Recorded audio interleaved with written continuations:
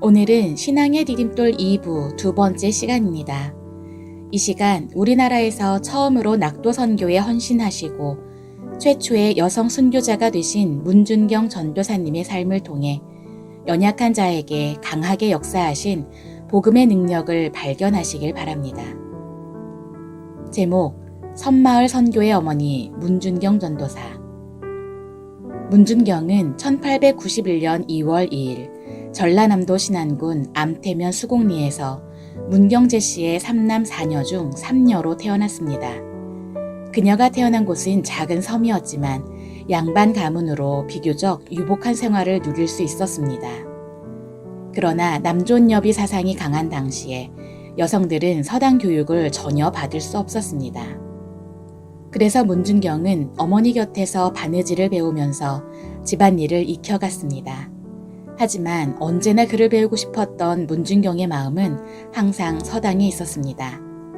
시간이 흘러 17세가 되던 해 문준경은 신안군 지도면 등선리에 사는 정기훈 씨의 삼남인 정근택과 결혼을 하였습니다.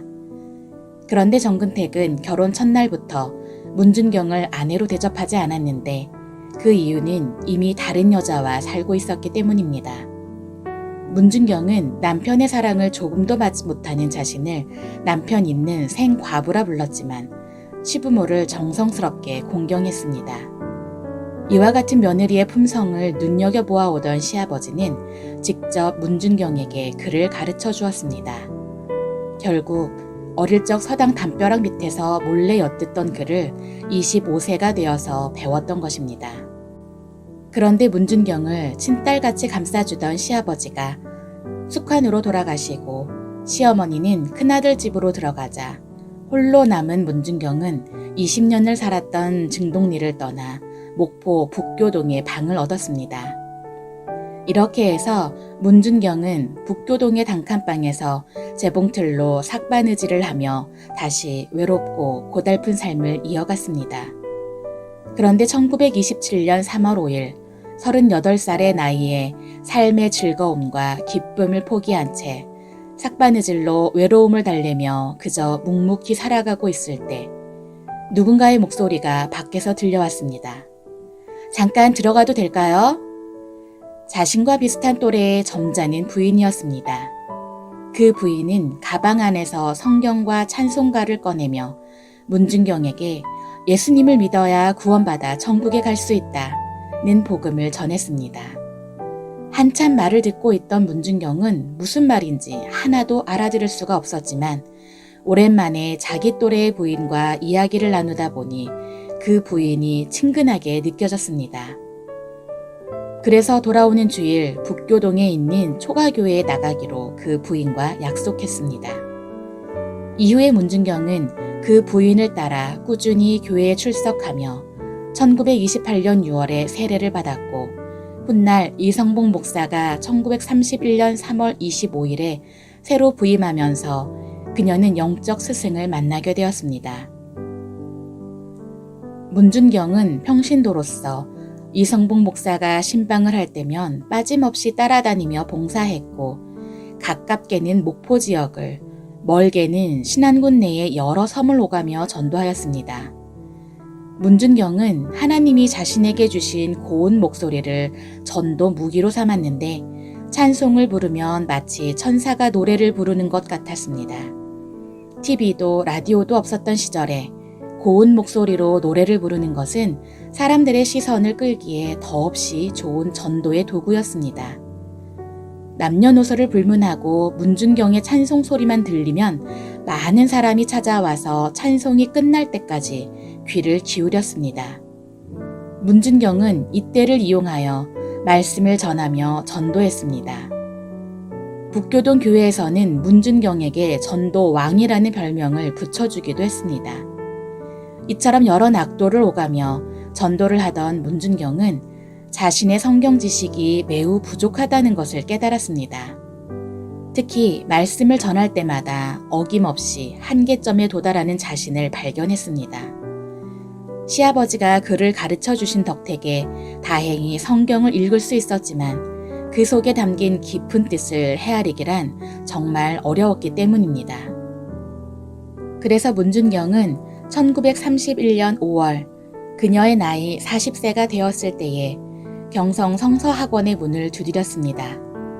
문준경이 공부할 무렵 성서학원의 학제는 총 6년이었는데 3개월은 공부를 하고 나머지 9개월은 실습 기간으로 교회를 단독으로 개척하도록 했습니다. 복음을 전할 곳은 많고 지도자들은 부족했기에 공부와 실습을 병행하도록 한 것입니다. 1932년 3월 문준경은 첫 해 실습으로 임자면 진리의 첫 번째 교회를 설립했습니다. 임자도는 전라남도의 남서쪽에 위치한 섬이었는데 이곳은 문준경의 남편인 정근택이 소실과 자식들을 거느리고 살고 있었습니다. 이러한 사실을 알면서도 문준경이 이곳을 첫 번째 개척지로 택한 것은 그 가족을 전도하여 하나님의 자녀로 만들려 했던 것입니다.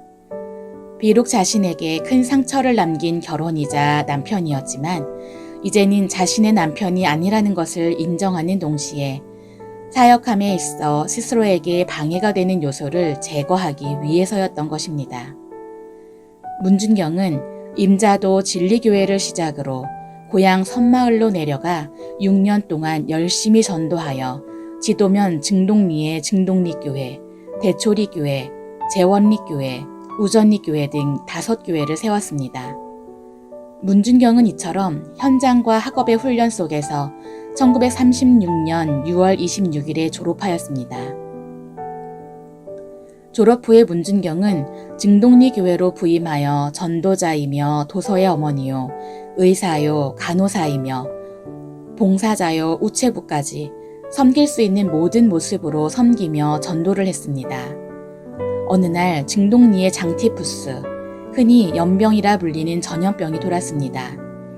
이로 인해 죽어가는 사람이 잇따라 나왔지만 그러한 집에 들어갔다가 전염될 위험이 있었기 때문에 장례를 치를 수도 없는 상황이었습니다.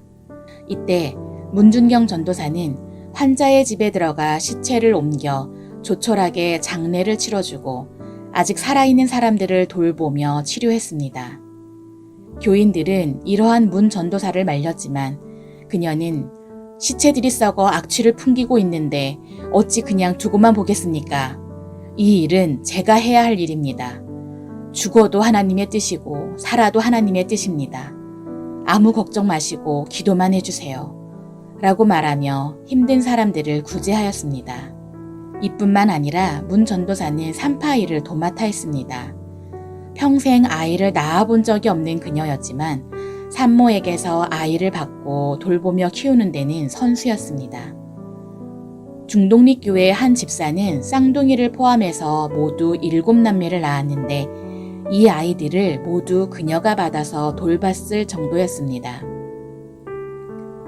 문 전도사는 이처럼 산파역뿐만 아니라 어떤 때는 의원 역할, 또 어떤 때는 집수리에 도배하는 일까지 섬 사람들의 살림살이를 도맡아 도우며 사랑과 헌신을 행동으로 보여주었습니다.